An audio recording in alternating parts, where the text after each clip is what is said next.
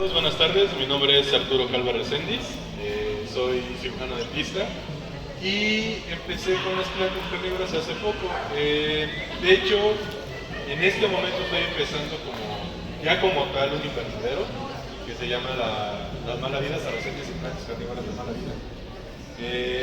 Ahorita les voy a explicar el porqué. Nos pueden encontrar en Facebook como Arturo Calva, soy yo de perfil.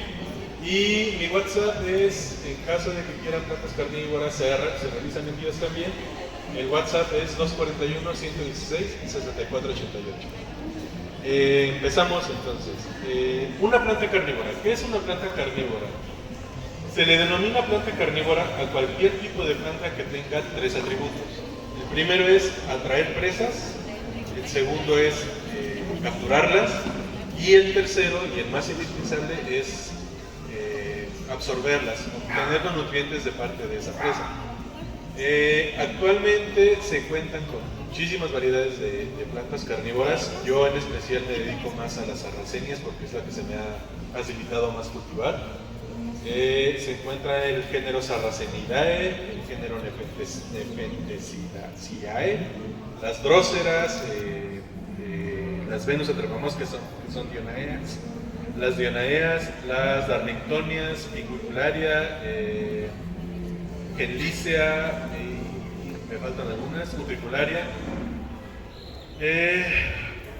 Básicamente la forma en la que yo cultivo mis plantas carnívoras es a sol directo, con mucha humedad. Recordemos que son plantas carnívoras que son de climas tropicales muy húmedos. Sarracenia es del origen norteamericano, está asentado, se han encontrado la localidad en zonas de humedales o de pantanosas en Estados Unidos, razón por la cual ocupan un sustrato bastante húmedo que retenga muchísima humedad y que reciba muchísimo sol. El sustrato que yo utilizaba anteriormente era pitmos con agrolita.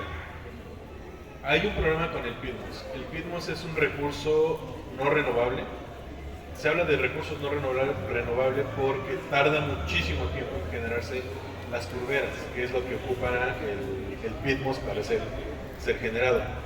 Entonces yo opté por una alternativa un poquito más ecológica, por así decirlo, que es la fibra de coco. La fibra de coco, para poder ser utilizada con plantas carnívoras, debe de ser lavada. ¿Por qué? Porque la fibra de coco libera taninos. Los taninos son un poquito agresivos para las raíces. Al ser una molécula que interviene con la síntesis de los nutrientes, puede llegar a matar las plantas. Entonces vamos a tratar de, si usamos fibra de coco, únicamente lavarla, escurrirla bien y ya la podemos utilizar sin ningún problema. De ahí, los parámetros que yo utilizo son sol directo, agua, dependiendo de la maceta, el agua debe de llegar a 1/3, a la mitad de la maceta. De hecho, en esta maceta se alcanza a percibir hasta dónde llega la línea del agua. Todo el día, todos los días. Únicamente se reduce el riego cuando hay un clima muy húmedo. Aquí en Huauchinango manejamos un clima por ahí de noviembre a enero, que es muy húmedo, o sea, es lluvia o chipi constante. Entonces en ese momento lo que yo hago es únicamente sacarlas de donde las tengo encharcadas y mantenerlas húmedas nada más. ¿Cómo es como yo me aseguro que esté húmedo? Introduzco el dedo. Si el dedo yo lo sigo sintiendo, el sustrato yo lo sigo sintiendo húmedo, está perfecto. Si lo siento encharcado, si mi dedo sale literalmente goteando o sale muy mojado, buscar la forma de que no reciban tanta humedad. ¿Por qué? Al ser plantas que obtienen nutrientes de organismos, esos organismos no siempre llegan a caer dentro de las trampas y caen en el sustrato. ¿Qué es lo que pasa con un organismo que entra en contacto con humedad y con sol, con calor? Se empieza a descomponer. Esa descomposición va a generar algún tipo de hongo. Si tenemos suerte, tenemos ácaros o tenemos algo que va a ayudar con la descomposición de ese tejido. Pero no siempre es así porque utilizamos químicos o utilizamos algún método de control biológico. Entonces hay que tener mucho cuidado con el riego. Básicamente es en épocas de invierno. Recordemos que, bueno, también estas plantas tienen una etapa de dormancia. La etapa de dormancia es cuando dejan de sacar hojas modificadas para la casa y empiezan a sacar hojas que se les llaman filoides, que son únicamente hojas por aquí como esta, que no son trampas, pero tienen esta pequeña barriguita. Esta pequeña barriguita ayuda a que, como es menos la cantidad de sol en estas épocas, lo que se va a obtener es los nutrientes necesarios para realizar la fotosíntesis. Se ensancha la hoja para obtener un poquito más de fotosíntesis. No sé si alguien aquí ha cultivado o ha tenido problemas con las plantas carnívoras. ¿Cuál fue su problema? Mi marido, las matas. ¿Qué le hizo? La cosa de agua. Miren, este es un claro ejemplo de plantas Luego echando que se ahogaron. me las compra y las mata. Estas dróseras, parece que es una café, no una espatulata. Estas plantas, las dróseras, no hacen dormancia porque no es necesario. Son plantas de origen sudamericano al suroeste de México y en parte de la costa este de Estados Unidos. Pero básicamente son mayores en la parte de Sudamérica. Sudamérica, cuando ustedes piensan en Sudamérica, ¿qué es lo primero que piensan? Calor, mucho calor. Mucha humedad ambiental, mucho calor. Entonces estas plantas lo que necesitan es humedad ambiental, mucho calor. Esta planta, por lo que yo veo, se les pasó de agua. Sí llevan el sustrato húmedo, pero lo mismo, cuando ya está muy mojado, se ahoga. Una planta se ahoga, como coloquialmente se dice, ¿no? Hay que tener mucho cuidado. También, por ejemplo, en el sustrato, por lo que estoy viendo, es puro pitmos. El pitmos es muy retentivo de humedad, mucha humedad. Eso lo que está generando es que el agua que está dentro quede encharcada, lo que va a ocasionar que poco a poco se vaya pudriendo la raíz también. ¿Por qué? Porque no tiene un drene como tal el agua. A comparación de estas, que es una colonia que yo tengo, naturalmente salió un musgo que a mí me ha beneficiado un poquito, pero este musgo hace que todas las trampas se vean como apretadas. Sí me ayuda a que germinen, pero no me ayuda a que desarrollen. Entonces lo que yo hago es quitar, ¿vale? El sustrato de esta planta es fibra de coco con agrolito. ¿Para qué? Para que sea retentivo de humedad, pero también para que drene el exceso de humedad, ¿vale? Siempre tenemos que tener en cuenta esas dos partes, que sea retentivo de humedad, pero que al mismo tiempo sea drenante, que no sea una humedad encharcada, que no sea exagerada. De ahí pasamos a las nepentes. Las nepentes en mi caso me han costado bastante, pero se han adaptado bien también a la fibra de coco. Esta es una nepentes ventricosa red. Tiene aproximadamente 2 años en esa maceta y como pueden ver, el clima de aquí de Huachinango le cayó perfecto. Hay otras plantas, las nepentes se clasifican en 3 variedades: lowland, intermedias y highland. ¿Cuál es la diferencia? El clima. Las highland son en zonas de Indonesia que son montañosas muy altas, hablamos de 1200 metros sobre el nivel de mar, que es muy frío y muy húmedo. Entonces estas plantas highland crecen mucho y tienen jarros bastante considerables. De ahí las intermedias, que vendrían siendo ya los híbridos o por ejemplo esta especie, que puede aguantar temperaturas muy frías y cambios muy bruscos a un calor muy fuerte como el de aquí de Huachinango, y se mantienen normal como si nada. Y las otras, que son las lowland, pues son ya 10, 20, 30 metros sobre el nivel del mar, que es clima de playa, o sea, clima muy húmedo, muy cálido, con humedad extremadamente alta, y son jarros enormes, son jarros de 30, 40 centímetros que dan las nepentes. Aparte de esto, estas plantas se caracterizan porque les digo, yo no soy biólogo, pero hay plantas macho y plantas hembra. No sé a esa diferencia cómo se le denomina o cómo se le llame. Pero hay, por ejemplo, plantas que puedo tener esta en macho y tener esa misma, pero en hembra.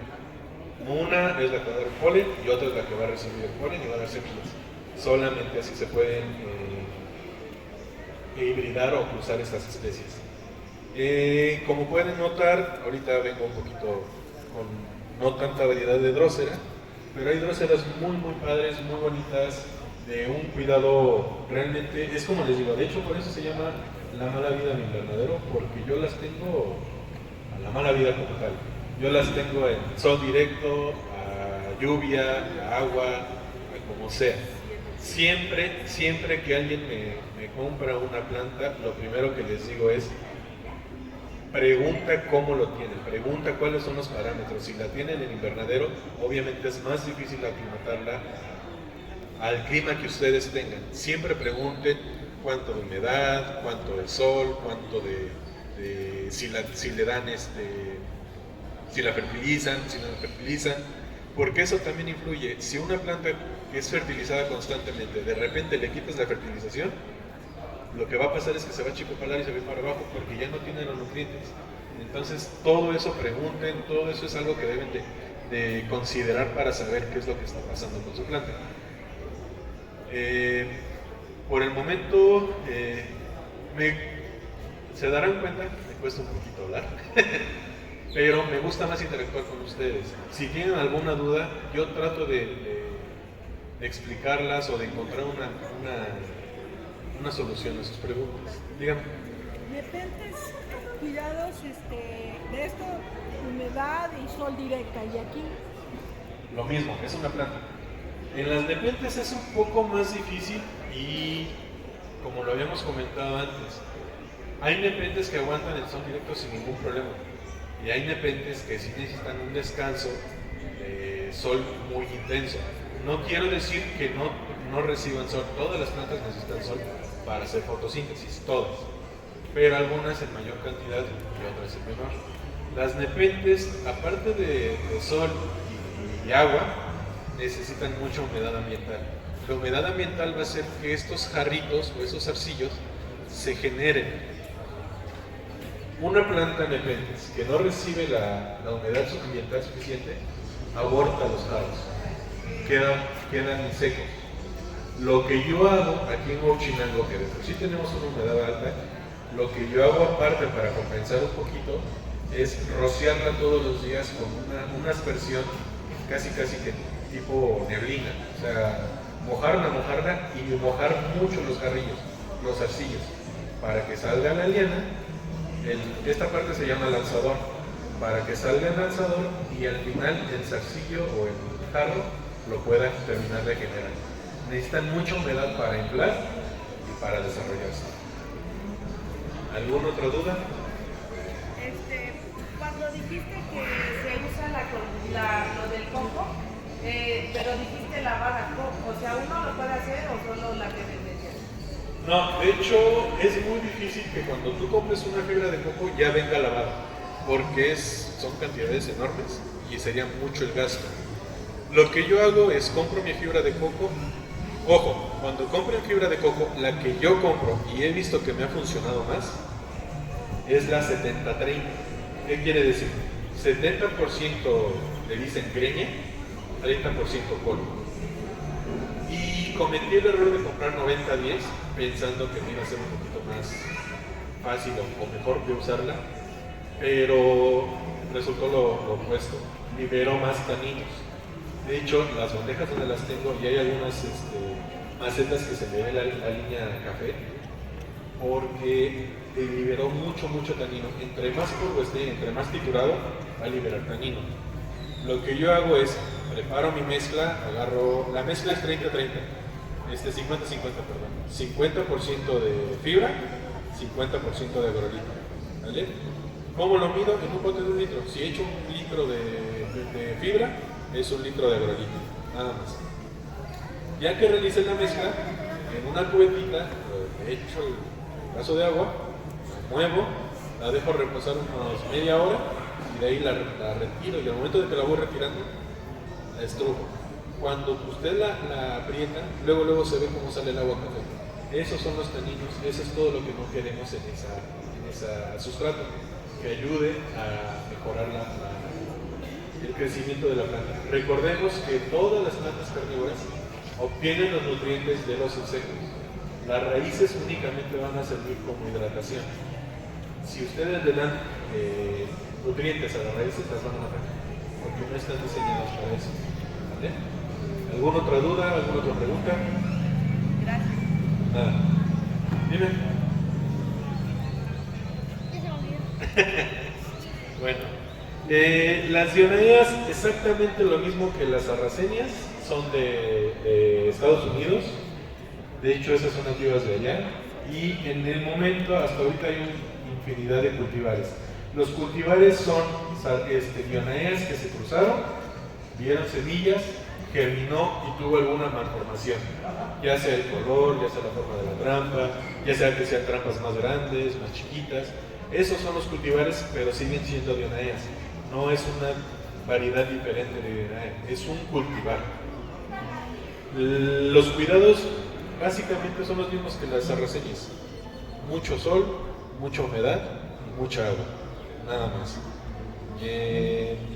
Ahorita no sé si tengan alguna otra duda respecto a otro tipo de... Dígame. Entonces son plantas exteriores. ¿De México? No, o sea, no puede Ah, estar. ya entendí. Sí, son plantas para exterior.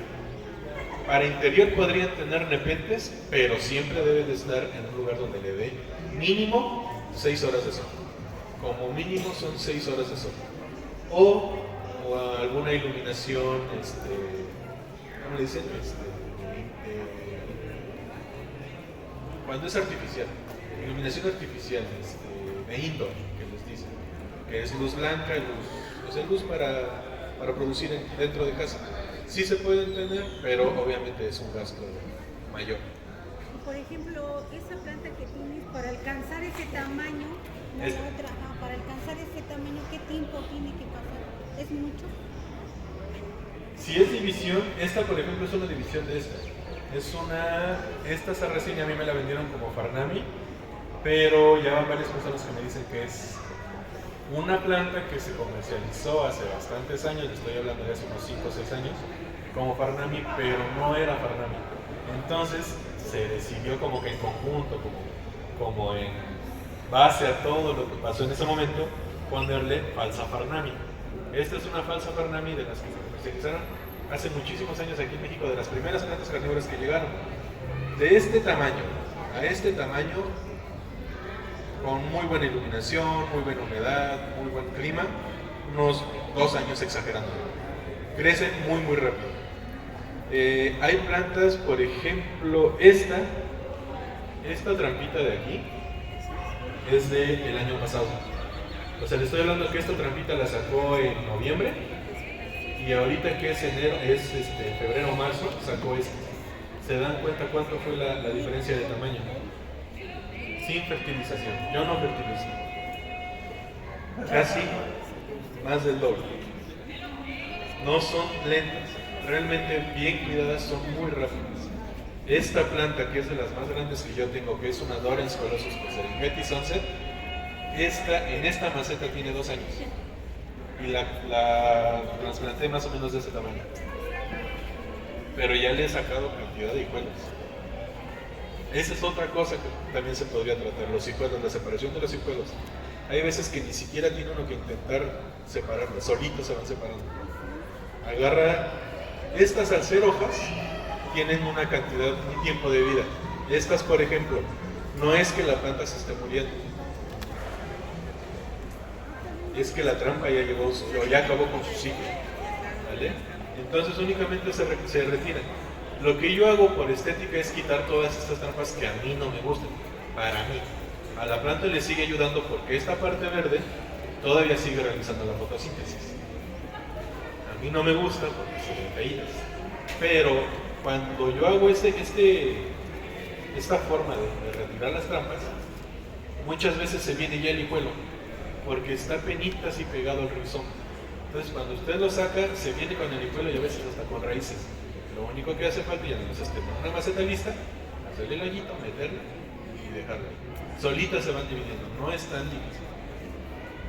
Hay plantas que incluso ya te dicen dónde las puedes dividir.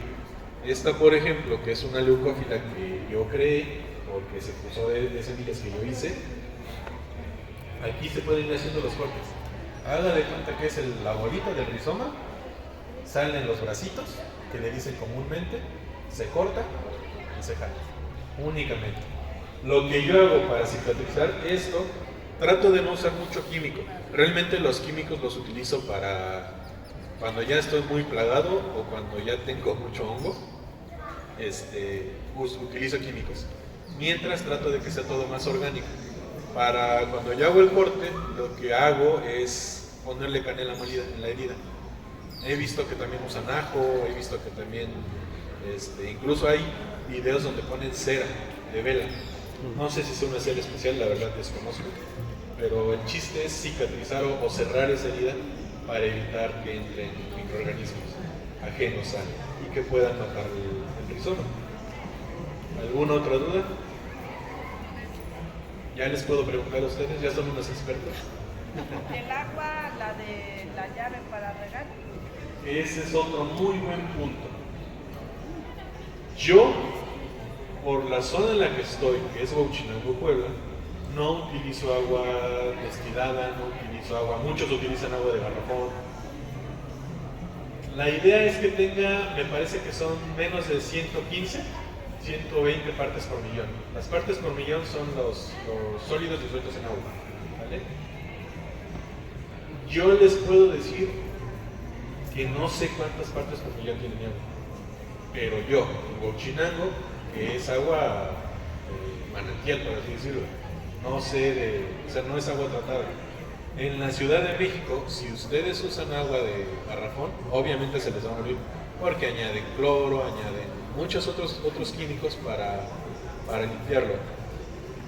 Hay gente que utiliza máquinas de ósmosis inversa para purificar el agua y les salen aguas en mediciones de 12, 14, 20 partes por millón.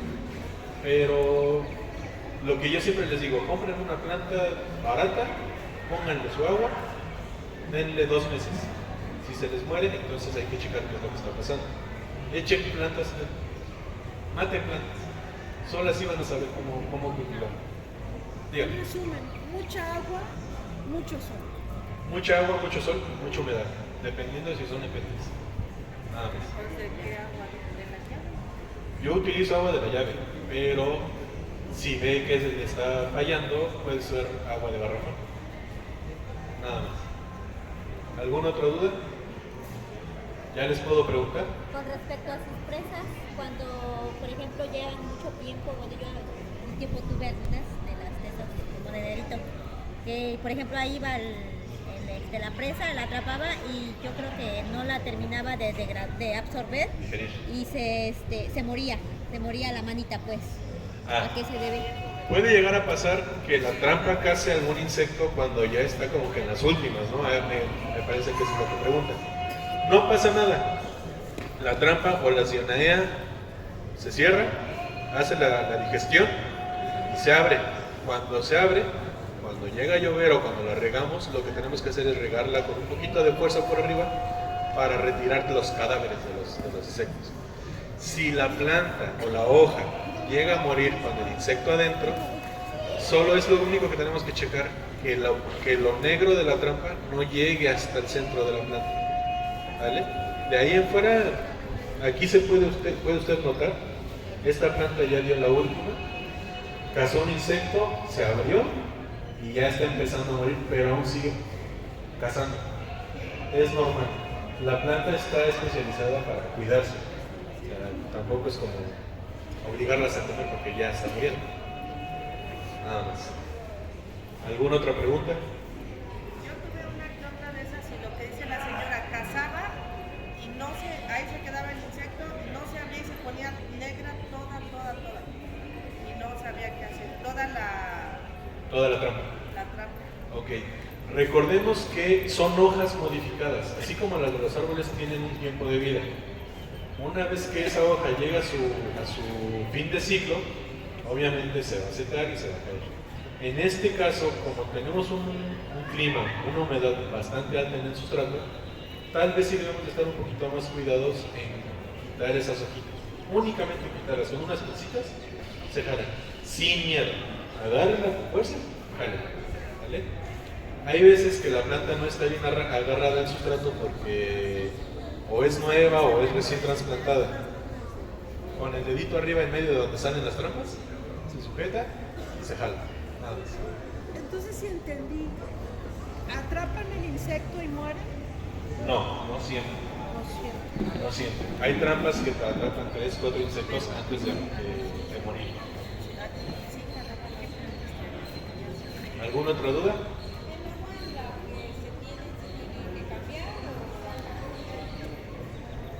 Como estoy en un lugar donde hace mucho calor, el agua se va a evaporar, se evapora. Entonces lo que yo hago es nada más rellenar. Ajá. Ya se cambia el agua cuando ya hay lama, hongo, o sea que ya el agua ya se ve que ya necesita un cambio de limpieza, como decimos. ¿Alguna otra duda? ¿Ya les puedo preguntar? Bueno, pues entonces eso sería todo de mi parte. Pasamos con Elid para... Otra pregunta. Dígame. ¿Se va a salvar mi planta? Ya no. Las dos de acá no. Las dos de la orilla ya no. Esta todavía tiene posibilidad de salvarse. Hay que cambiar el sustrato y ponerle a lo mejor un vasito arriba para que genere humedad.